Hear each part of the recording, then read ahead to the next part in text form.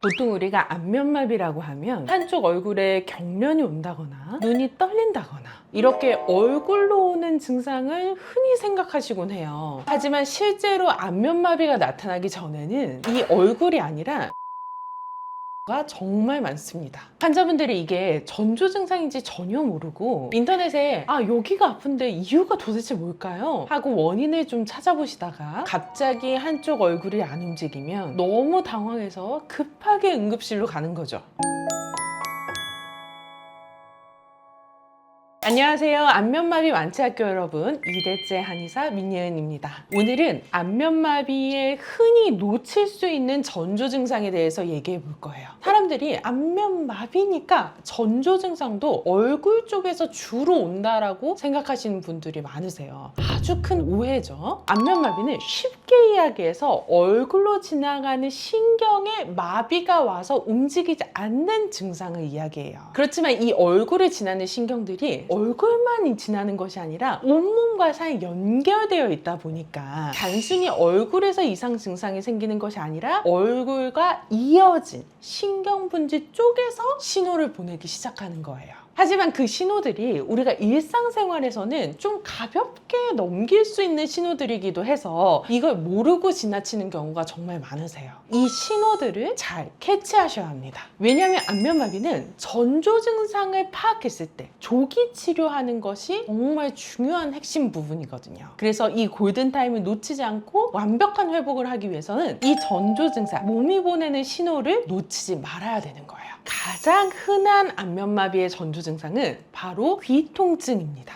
안면마비 원인이 되는 이 얼굴 신경은요, 뇌에서 빠져나온 다음에 머리뼈와 얼굴 피부 아래를 지나서 얼굴을 움직이는 근육으로 이어지는데 출발 통로가 이 귀 뒤에 있어요.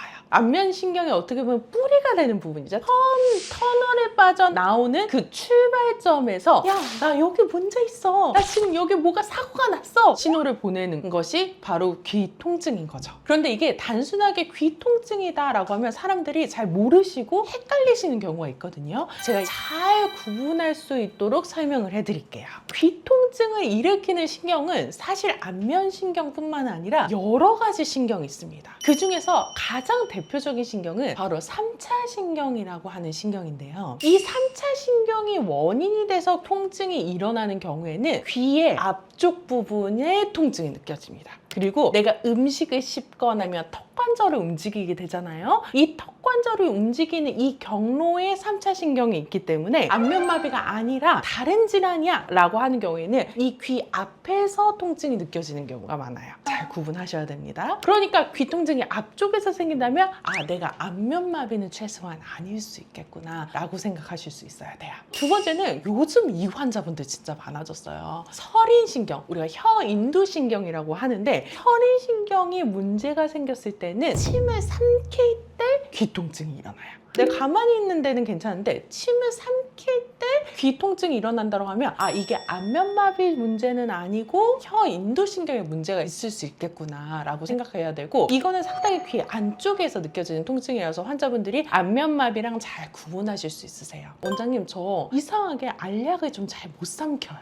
삼킬 때 뭔가 문제가 생겨요. 그리고 조금 토해서 개워내고 싶어도 도저히 그게 안 되시는 분들이 한혹 있으세요. 그런 분들은 이 설인신경에 문제가 생겨서 귀에 통증이 있으신 분들이에요. 또 미주신경에 문제가 생겨서 귀통증을 느끼시는 분들도 있는데, 이 미주신경은 실제로 제가 많이 치료하는 분야이기도 하지만 우리 몸의 자율신경이랑 대단히 연관이 많이 있어서 그 부분에 문제가 있다고 하면 가슴 답답함이라든지 호흡곤란이라든지 소화불량이라든지 불면, 불안 이런 것들을 싹 달고 있으세요. 내가 이런 것들이 있는데 귓구멍 앞에 통증이 느껴진다. 그리고 특히 만졌을 때 기침이 난다 라고 하는 것이 우리의 미주신경 반사라고 하는데, 이런 부분이 있다면 안면마비 전조 증상은 아니고 미주신경 문제니까 잘 치료해 주셔야 돼요. 마지막으로 또 많이 헷갈리시는 것이 경추신경이 눌려서 귀 통증이 느껴지는데, 다른 것들은 앞에 아프고 속이 아프고 하니까 당연히 구분이 잘 되는데 경추신경 같은 경우에는 귀 뒤가 같이 아프거든요. 근데 이 둘의 차이점이 있어요. 안면신경으로 인해서 귀 뒤가 아픈 거는요, 딱 이 뒤에 뼈 있는 어떤 부분이 국소적으로 아프세요. 욱신욱신. 근데 경추성이 문제가 되는 경우에는 목을 돌릴 때 아프게 되고, 사실 경추 문제는 양쪽이 다 있는 거잖아요. 양쪽이 모두 아픈 경우에는 경추성 귀통증이라고 생각을 하실 수가 있어요. 한쪽만 아프다, 귀 뒤 뼈 튀어나온 부분이 가장 욱신거리고 아프다라고 하는 경우에는 무시해서는 안 되는 안면마비의 전조 증상이구나 파악하실 수 있으셔야 돼요. 지금까지 귀 통증을 일으킬 수 있는 여러 가지 원인에 대해서 알아봤잖아요. 근데 이런 것들은 사실은 나타나셔도 구분하고 무시하셔도 돼요. 각각의 치료가 필요한 경우가 있지만 지금 주제인 안면마비를 일으키지는 않아요. 이제 진짜 중요한 귀 통증의 특징에 대해서 한번 알아볼게요. 안면신경으로 인해서 나타나는 귀 통증 같은 경우에는 귀 뒤가 좀 깊고 묵직한 통증이 있는데, 특히 에어컨 바람, 지나가는 오토바이 바람, 차 타고 쐬는 그런 간단한 바람에도 되게 예민하게 느껴지는 특징을 가지고 있고, 가장 특징적으로는 귀 뒤가 먼저 아프고 나서 48시간 내에 얼굴 증상이 일어난다는 거죠. 정리하면 귀 뒤 뼈에 깊고 묵직한 통증이 있고, 바람이 닿으면 예민하다, 그리고 며칠 안 있어서 얼굴이 틀어진다 라고 하면 전조 증상이다 라고 기억하시면 됩니다. 두 번째 안면마비 전조 증상은 바로 미각 상실입니다. 안면마비인데 왜 갑자기 혀에 문제가 생기나요? 라고 물어보시는 분들이 있으세요. 정확하게는요, 혀 전체가 아니고요, 혀가 이렇게 있으면 마비가 오는 쪽 그 절반의 앞쪽 3분의 2 지점입니다. 여러분, 혹시 우리가 음식을 먹을 때 맛을 어떻게 느끼는지 알고 계신가요? 혀를 자세히 들여다보면 돌기둥으로 빽빽하게 채워져 있어요. 오돌토돌하게. 이 돌게 음식이 딱 닿으면요, 혀에서 뇌로 정보를 전달합니다. 이건 이 맛이구나, 이건 저 맛이구나, 이건 좀 다네, 이건 좀 쓰네, 이러면서 미각을 느끼게 되거든요. 혀에서부터 뇌로 신호를 보내는 신경 중에 하나가 바로 안면신경의 한 가지예요. 이 제7 뇌신경이 분포하는 그 범위가 혀의 앞에 3분의 2 정도를 관장하기 때문에 안면신경에 문제가 오게 되면 여기에 미각이 상실되게 되는 겁니다. 이것을 진짜 주의하셔야 되는 이유가요, 안면마비 전조 증상에서 혀의 감각이 마비가 됐었어요 라고 호소를 하시면요, 저희는 안면마비의 그레이드가 상당히 높다라고 확인하게 됩니다. 일반적으로 가볍게 지나갈 수 있는 안면마비가 아니라 조금 후유증이 남길지도 모르는 깊은 곳에서부터 안면신경이 손상이 되었다라는 신호의 전조 증상이 미각을 잃는 거이기 때문에 환자분들이 이거를 그냥 내가 좀 스트레스 받아서 그런가 보다 라고 넘기시거나, 마라탕을 먹고 나면 좀 약간 혀가 얼얼해서 마비된 듯한 느낌을 느끼시거든요. 그 감각이랑 헷갈려 하시더라고요. 특히 매운 거를 좋아하시는 분들은 이것을 좀 잘 구분해 주시면 좋을 것 같아요. 실제로 젊은 환자분들 중에서 그레이드를 보니까 상당히 심해서 정말 미각마비 없었나요? 라고 물어봤을 때 처음에는 몰랐다가 제가 문진하는 것을 그제서야 알게 되신 분들도 있으셨거든요. 그래서 이 부분은 꼭 생각해 주셔야 됩니다.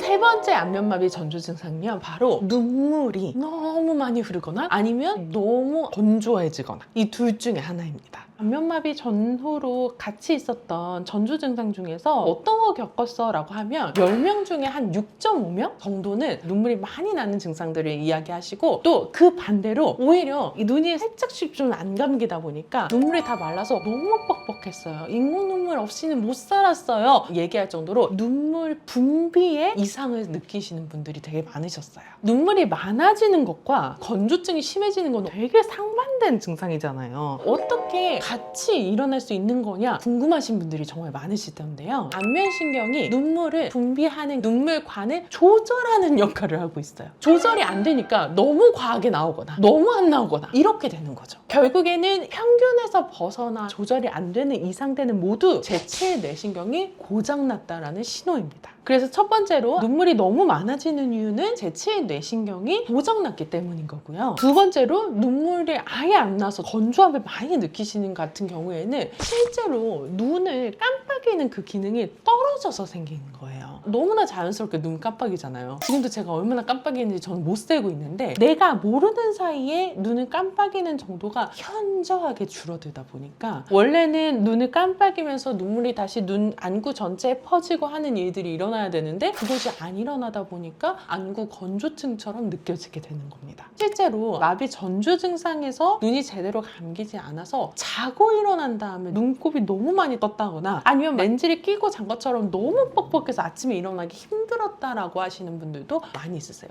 이때 눈 충혈도 같이 많이 일어납니다. 세계 안면마비 전조 증상 중에서 가장 환자분들이 많이 호소하시는 것은 당연히 첫 번째, 귀 뒤 통증입니다. 상당히 많은 환자분들이 호소하시고요. 귀 뒤 통증뿐만 아니라 미각이랑 눈물 분비 이상도 많이 호소하시는 편이긴 하세요. 그렇지만 제가 앞서 말씀드렸던 두 번째, 미각 이상 같은 경우에는 조금 더 심한 케이스여서 특별히 더 주의가 필요합니다. 정리해드리면 귀 뒤 통증, 특히 이 뼈에 묵직하고 깊은 통증이 있다. 그런데 혀의 감각마저도 뭔가를 씌우는 듯이 둔해진다라고 하면 안면마비를 정확하게 의심하시고 치료를 받으셔야 됩니다. 오늘은 안면마비에서 흔히 놓칠 수 있는 전조 증상에 대해서 알아봤습니다. 이 영상을 여기까지 보신 분들이라면 안면마비의 신호가 얼굴이 아니라 다른 데서 온다는 것을 인지하셨을 거예요. 이 신호 놓치지 마시고 골든타임 내에 치료를 받으실 수 있도록 꼭 노력해 주시기 바랄게요. 지금까지 안면마비 완치학교의 민예은 원장이었습니다. 감사합니다.